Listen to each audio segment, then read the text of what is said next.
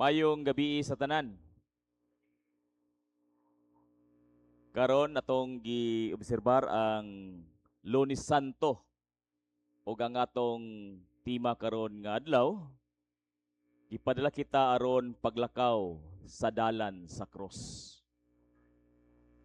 So atong nahibaw-an nga ang cross mao na ang kamatayon ni Ginoong Kristo. Diya sa atong ebanghelyo atong picture out ang kini ang panghitabo niadtong panahon nga before si Hesus Kristo ilansang sa cross.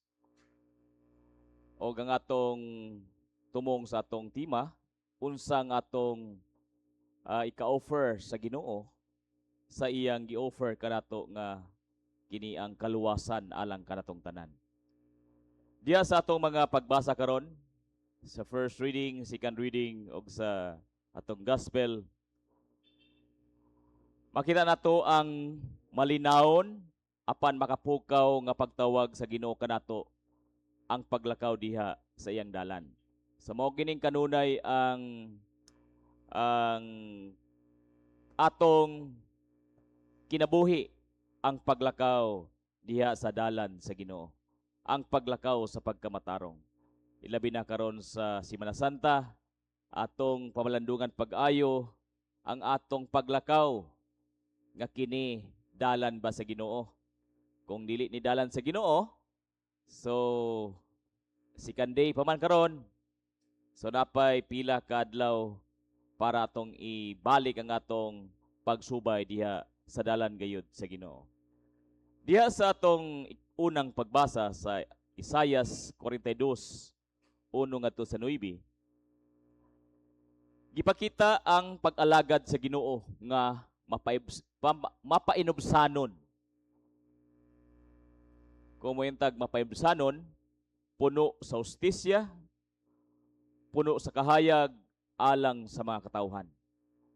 So, di ta maglakaw nga dulom ang atong paglakaw, kinanlan muhayag ang atong giagian, dili kapandulan. Dili siya saba o mapitason, kundili malumo o matinud-anon sa iyang misyon. So, kay kita nagsulod man kaniya, ato usab panihunguhaon nga mao gihapon ang atong pagabuhaton. Kini usa ka panag-ingnan kanato nga ang paglakaw sa dalan sa Ginoo nagkinahanglan sa pagpaubos, sa pagkamatarong o pag-alagad sa uban. Sa mao gini ang kanunay natong mabati kung kita nagsunod diha sa kabubuton sa Dios. Kung kita nagsubay ba sa dalan paingon sa cross o paingon sa Ginoo. Sa mao gining mga hiyas nga atong batunan sa atong tagsa-tagsa kakasing-kasing. Diya sa Hebrehanon, sa ikaduhang pagbasa sa 9:11-15, gipahinumduman usab kita nga pinaagi kang Kristo, kita nahinluan o gitubos. Nakabatuntag kaluwasan pinaagi kaniya. Nahimutang angayan pinagit kaniya. Nahimutang matarong pinagi kaniya.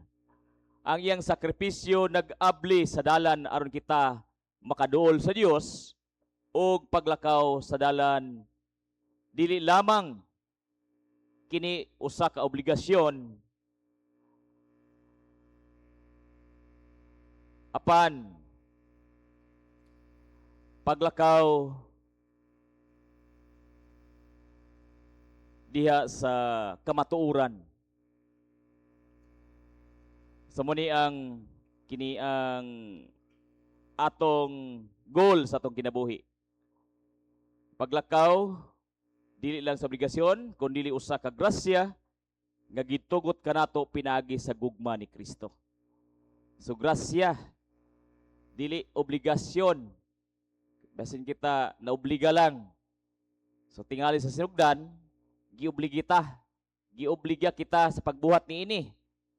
Apan kana nga pagpabuhat dili ka na magpabilin nga obligasyon nato kundi ang atong leader nakahibalo nga pinaagi niini mahimo tang angayan diha atubangan sa Dios. Diha sa atong ebanghelyo sa Juan 12:1 ngadto sa 11, makita nato ang buhat ni Maria nga nagbubo og mahalon nga pahumot sa tiil ni Jesus. Kini usa ka timaan sa iyang dako nga gugma ug pagtuo. Samtang si Judas nagtan-aw nini sa material nga paagi. Si Maria nagpakita sa tinuod nga pagsunod. Ang paghatag sa tanan alang sa Ginoo. Ang paghatag sa iyang precious kayo nga anaa kaniya diya sa Ginoo. Mausab kini ang atong pamalandungan karon nga atong mahatag sa Ginoo ang atong pinakaimportante nga butang sa atong kinabuhi. Labi na diya sa atong pagduol kaniya. Busa gitawag kita o gipadala aron paglakaw sa dalan sa Ginoo pinaagi sa pagpakita sa mapainobsanon nga pag-alagad, pagdawat sa iyang grasya o paghatag sa atong kinabuhi uban sa tinuoray nga gugma o pagtuo. Nga sa matag lakang atong paghimuon, magpabilin kita nga patinud-anon sa iyang mga sugo nga mahimong kahayag sa uban. So kita mao'y imong panag-ingnan kay gisunod ba nato ang kahayag nga mao si Kristo, kita usab mo reflect usab unta ang kahayag nga gikan ni Kristo diha sa atong tagsa-tagsa ka kinabuhi, aron usab ang atong kahayag mahimong sumbanan sa uban nga sila usab makasunod sa atong gisunod nga mao si Ginoong Kristo. So kita maoy karon ang mediator sa katawhan nga nahisalaag dinhi sa kalibutan. So hinaot nga karon nga adlaw Lunes sa kini ang Lunes Santo, atong mapalandungan o atong ma-examine ang kahayag nga niya kanato. Kung kini nagdilaab pa ba sa atong tagsa-tagsa ka kinabuhi, or kini nagka-aop na ba og angay bang i-recharge para kini mubalik og siga og daghan ang mga tawo nga mahayagan niini og mubalik sila diya sa pagsunod sa atong mga gahom nga Dios. Mao atong ebanghelyo, palihog manindog.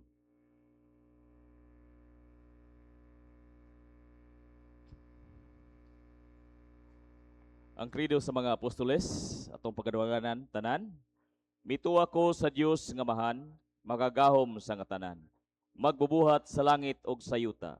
Mituwa ko kang Hesukristo nga yang bugtong anak nga atong Ginoo, nga gipanamkon sa lalang sa Espiritu Santo, gianak ni Maria nga ulay, gisakit sa sugo ni Poncio Pilato, gilansang sa krus na matay og gilubong, nanaog sa mga lubganan og sa ikatulo ka adlaw na banhaw, ning saka sa langit o nagalingkod sa tuo sa Dios nga mahan.